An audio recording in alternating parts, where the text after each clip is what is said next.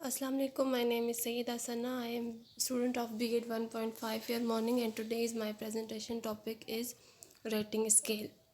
First of all, I want to explain about rating scale.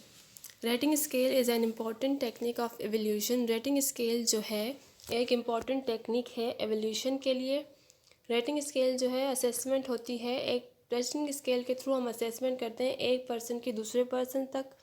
This is one of the oldest methods of personality assessment. ये एक बहुत ही पुराना method है personality को जज करने का, उसकी असेसमेंट करने का.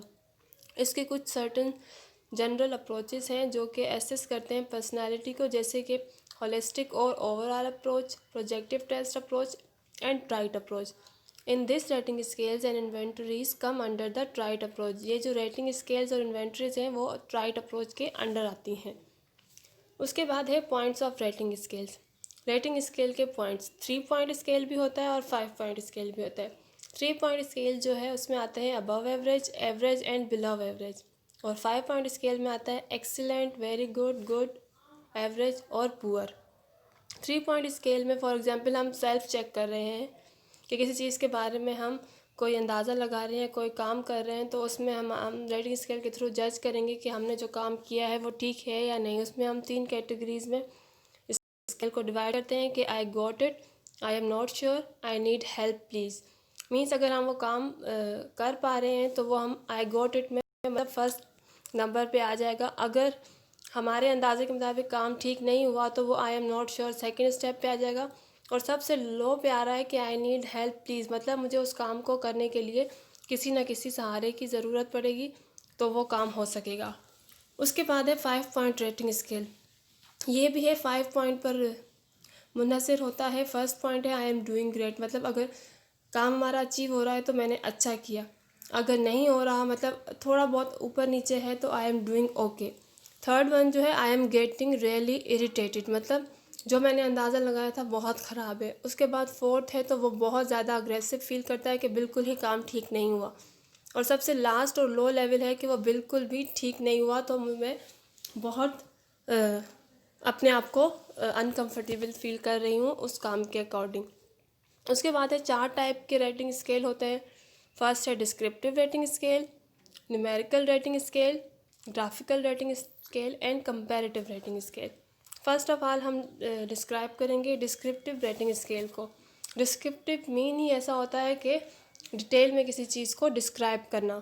इसमें जो है डिस्क्रिप्टिव टर्म्स और phrases are assign to each trial. हर ट्रायल के लिए डिस्क्रिप्टिव टर्म और फ्रेजेस यूज़ होता है. जैसे कि इधर पिक्चर में शो हो रहा है. फर्स्ट वन है outstanding, second excellent, very good, satisfactory, below average. मतलब ऐसे वर्ड यूज़ करना जिसको डिस्क्राइब करने की ज़रूरत पड़े, वो होती है डिस्क्रिप्टिव रेटिंग स्केल. उसके बाद जो है इसमें जो होता है the rater enters the appropriate phrase after each name to indicate judgement और द पर्सन. मतलब ऐसा वर्ड या ऐसा ट्रायल यूज़ करना अप्रोप्रिएट जिसको बाद में हमें जजमेंट के लिए, एक पर्सन के जजमेंट के लिए यूज़ करें और हर नेम को इंडिकेट किया जाए. उसके बाद है न्यूमेरिकल रेटिंग स्केल. इसमें होता है नंबरिंग के थ्रू हम असेसमेंट करते हैं किसी भी पर्टिकुलर पर्सन की. इसमें होता है in which numbers are assign to each right. हर बारी के लिए, हर ट्रायल के लिए एक नंबर असाइन किया जाता है. और इसमें जो है 7 पॉइंट स्केल यूज़ होता है. तो 7 नंबर जो होता है रिप्रेजेंट करता है maximum amount of the trial. मतलब जितनी कोशिश की गई है उस नंबर 7 सबसे लो एवरेज में आ जाता है नंबर 7. और जो 4 आता है वो एवरेज में आता है कि मतलब ना ज़्यादा कम है ना ज़्यादा हाई. और नंबर 1 जो है वो शो करवाता है कि हमारा रिज़ल्ट बहुत अच्छा आया. उसके बाद ये है, ये नंबर के थ्रू, अप्रोप्रिएट नंबर के थ्रू इंडिकेट करता है किसी भी पर्सन का जजमेंट. उसके बाद आ जाता है graphic rating scale. Graphic rating scale में होता है एक स्ट्रेट लाइन होती है जो रिप्रेजेंट करती है डिस्क्रिप्टिव फ्रेजेस को वेरियस पॉइंट्स पर. मतलब एक स्ट्रेट लाइन के थ्रू नंबरिंग दी जाती है, फिर उसमें से कोई वेरियस पॉइंट को डिस्क्रिप्टिवली बयान किया जाता है. अगर जैसे कि फॉर एग्जांपल 1 2 3 रैंक इस ग्राफ में दिए गए हैं, ये देखें, बिहेवियर को अगर हम जज कर रहे हैं तो आउटस्टैंडिंग, सेटिस्फैक्ट्री, आउटस्टैंडिंग. तो इसमें जो नंबर हैं, फिर अगर नंबर 2 पे आ रहा है तो उसको हम आगे डिस्क्राइब करके बताएंगे तो वो आ जाता है ग्राफिक रेटिंग स्केल में. To rate the subject for a particular trait, मतलब किसी भी सब्जेक्ट को रेट करने के लिए पर्टिकुलर ट्राइट में चेक मार्क बनाया जाता है पर्टिकुलर पॉइंट पे। उसके बाद है कंपैरेटिव रेटिंग स्केल। कंपैरेटिव की मीनिंग ये होती है कंपेयर करना किसी एक चीज़ को दूसरी चीज़ से। In this person makes a judgement about an a trait attitude object by comparing it with other ranking it, मतलब एक पर्सन को जजमेंट बनाना होता है किसी के एटीट्यूड ऑब्जेक्ट के बारे में किसी और को कंपेयर करके फिर उस पर रैंकिंग की जाती है। फॉर एग्जांपल दो स्टूडेंट को खड़ा किया जाता है और उन दोनों के मार्क्स को कंपेयर किया जाता है, किसके हाई हैं किसके लो हैं, उनके एटीट्यूड को और उनको कंपेयर किया जाता है आपस में, वो आ जाता है कंपेरेटिव रेटिंग स्केल। उसके बाद है characteristic of rating scale. Rating scale के characteristic, these are value judgements about attribute of a one person by another person. ये होते हैं जजमेंट, वैल्यूज़ होती हैं जजमेंट की किसी भी पर्सन के दूसरे पर्सन के बारे में एट्रीब्यूट निकालने के। उसके अलावा these are most commonly use tools to carry out structure observation. ये ज़्यादातर मोस्ट कॉमनली मतलब आम तौर पर ज़्यादा यूज़ किया जाता है ये टूल किसी भी स्ट्रक्चर के ऑब्जर्वेशन को बाहर निकालने के लिए। These are generally developed to make a qualitative judgment about qualitative judgment attributes sorry। ये जो है जनरली डेवलप किया जाता है किसी भी क्वालिटेटिव जजमेंट को बनाने में और क्वालिटेटिव एट्रीब्यूट के बारे में। उसके बाद है प्रोवाइड मोर फ्लेक्सिबिलिटी टू जज द लेवल ऑफ परफॉर्मेंस। ये जो है बहुत ज़्यादा लीनियंसी देता है किसी भी लेवल ऑफ परफॉर्मेंस को जज करने के लिए, मतलब किसी भी लेवल की परफॉर्मेंस हो उसको जज करने के लिए बहुत इजी वे और पाथ प्रोवाइड करता है हमें।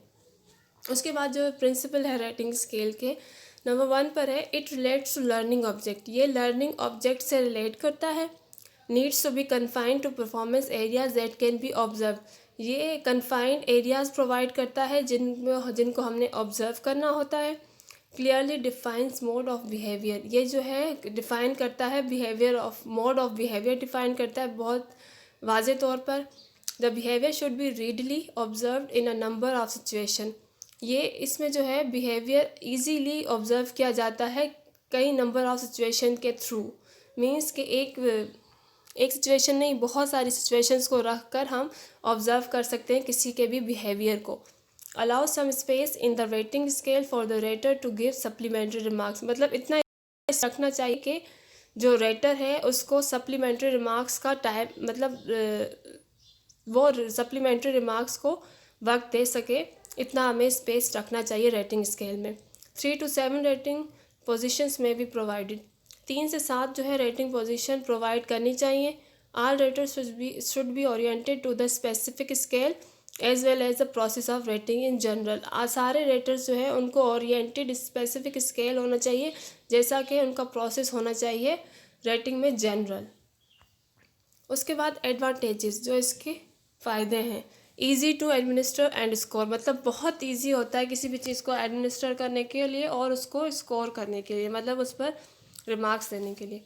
It's easy to make and less time consuming. ये बहुत बनाने के लिए बहुत ईजी है, मतलब इसके थ्रू हम इजीली रिजल्ट बना सकते हैं और ये बहुत कम टाइम कंज्यूम करता है, इसके लिए हमें ज़्यादा वक्त ज़रूरी नहीं। Easily use for large group, बहुत बड़े मजमे के लिए भी ये बहुत ईजी वे है। Also use for quantitative method, मतलब ये क्वांटिटेटिव मेथड जो रिसर्च का होता है उसमें भी यूज़ किया जाता है। में also be use for assessment of interest attitude personal character. ये जो है असेसमेंट के किसी भी पर्सन के असेसमेंट के लिए भी यूज़ किया जाता है जिसमें उसका इंटरेस्ट एटीट्यूड पर्सनल कैरेक्टरिस्टिक को जज किया जा सके। Use to evaluate performance and skill, किसी भी पर्सन के इंटरेस्ट इंटरनल स्किल्स और परफॉर्मेंस को भी इसके ज़रिए एवेल्यूट कर सकते हैं हम। उसके बाद है डिसएडवांटेजेस। इसमें 2 डिसएडवांटेजेस हैं, मोस्टली तो इसके फ़ायदे ही हैं पर डिसएडवांटेजेस भी हैं। जिसमें फर्स्ट है difficult to fix up rating, मतलब रेटिंग को फिक्स करने में बहुत सारी मुश्किलात आती हैं कि किस तरह से हम किस स्टूडेंट को रेट दें, क्योंकि मोस्टली आगे पीछे अगर स्कोर्स हैं तो फिर उसमें काफ़ी सारी रेटिंग में डिफ़िकल्टीज़ आती हैं, तो उसको फिक्स करने में इसमें बहुत मुश्किलात आती हैं। चांसेस फॉर सब्जेक्टिव एवोल्यूशन, इस पर जो है चांस होते हैं सब्जेक्टिव एवोल्यूशन के, जिसकी वजह से जो स्केल है वो अनसाइंटिफिक हो जाता है। मींस दस द स्केल्स में बिकम अनसाइंटिफिक। तो ये एक सबसे मेन मसला आ जाता है कि इसमें सब्जेक्टिव एवोल्यूशन हो गई तो फिर जो हमारा स्केल है वो अनसाइंटिफिक हो जाता है। Thank you.